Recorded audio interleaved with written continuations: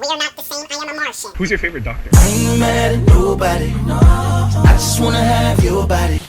What's going on, bosses? First of all, I'm just going to let you know we're going to talk about spoilers for The Martian, for the book and the movie. So you're probably wondering why I'm dressed up like this. I just got back from Kamikaze Halloween. It fell on a Saturday and I dressed up as Walter White. Say my name. Hey yo, Mr. White, science! So the basic plot for The Martian is a group of astronauts go on a trip to Mars.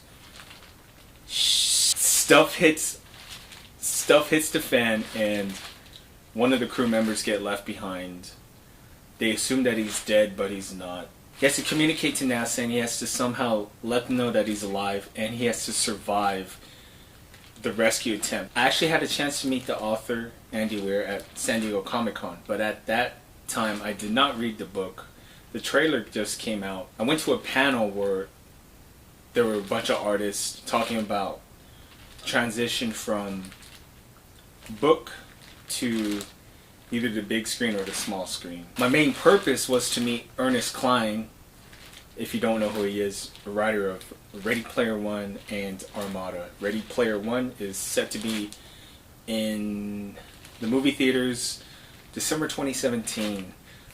If you haven't read that book, please check it out. There's going to be a future review for Ready Player One.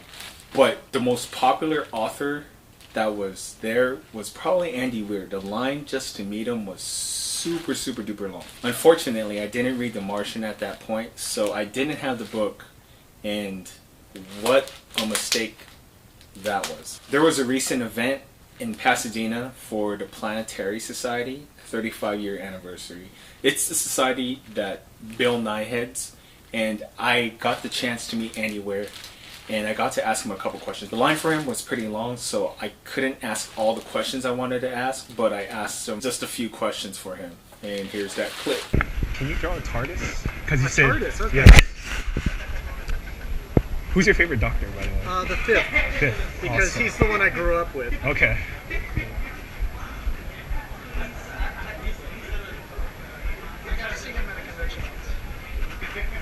Really? Peter Davison? Yeah. And when is your next book coming out, by the way? Probably late 2016. Okay. Do you know what's it about? Like, what yeah, genre? it's a more traditional sci-fi. It's got faster than light travel and Okay. aliens and stuff like that. Is it from your previous other two books? The one that it's, you it's a brand new thing. Okay. How's that? Cool, that's awesome. Thank you so There you much. go. Cool. Thank you. Thank you. So if you have the paperback version of The Martian, there's an interview with Andy Weir, and they ask him Star Wars or Star Trek, and he says Doctor Who. So I had him draw a TARDIS on my copy of The Martian. Hardcover.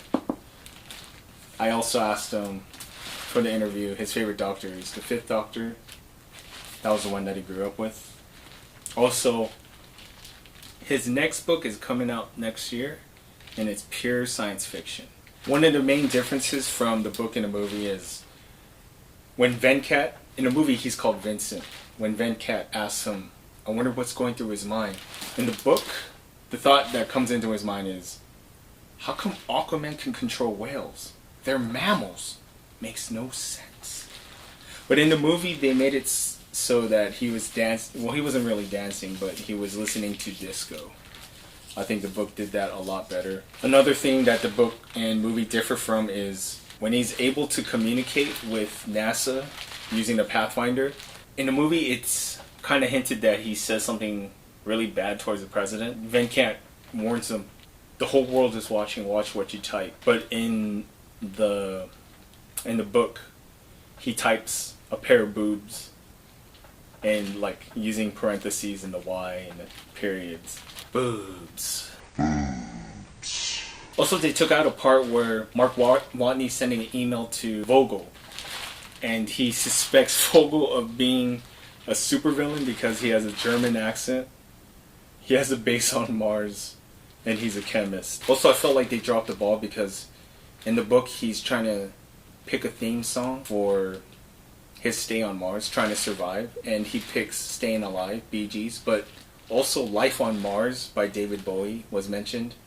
But in the movie, they used Starman. Starman's a good song, but I prefer if they used Life on Mars. It makes more sense. Life on Mars! Also, a scene that they took out was the crew members. They decided that Johansson would survive, and she was talking about food, and they basically implied that she would have to eat her crewmates in case the food ran out. That's another scene I felt they should have put in the movie. Another funny part that they took out from the book was nothing tea. Mark Watney asks, so what's in nothing tea? Well, it's easy. The recipe's simple. All you get is hot water, and voila, you got nothing tea. Another funny part is when Mark is typing to Johansson, and Johansson says, she types, when we pick you up, I will make wild, passionate love to you. Prepare your body. Your body, my body. I ain't mad at nobody, no. I just wanna have your body. And then she types again. I didn't type that. That was Martinez. I stepped away from the console for like 10 seconds. But the one scene that I wish they kept was kind of weird that they took it out, because it was in the trailer, but for some strange reason they decided to take it out. And it's basically it goes, every human being has a basic instinct to help each other out. If a hiker gets lost in the mountains, people coordinate a search. If an earthquake levels the city, people all over the world send emergency supplies. This instinct is found in every culture, without exception. But there are two things that I think the movie did well. Was one of them was, it's something small, but they made Johansson play Zork too. I was like, dang, that's a pretty cool insert that they put. Also, the ending was a lot better in the movie, because he mentions that he wants to be Iron Man by, you know, punching a hole in his suit and using the pressure to go to the ship. But in the movie, he actually does that, and they made the ending a lot more Hollywood. I feel like Mark Watney in the movie wouldn't be able to survive in the situations in the book. The situations that he gets into in the book were a lot more dangerous. He has to race against a dust storm in the book. If you watch the movie, I totally recommend that you read the book. And if you read the book, watch the movie and you can form your own opinion. Alright, bosses, I'm out. We are not the same, I am a Martian. We are not the same, I am a Martian. We are not the same, I am a Martian.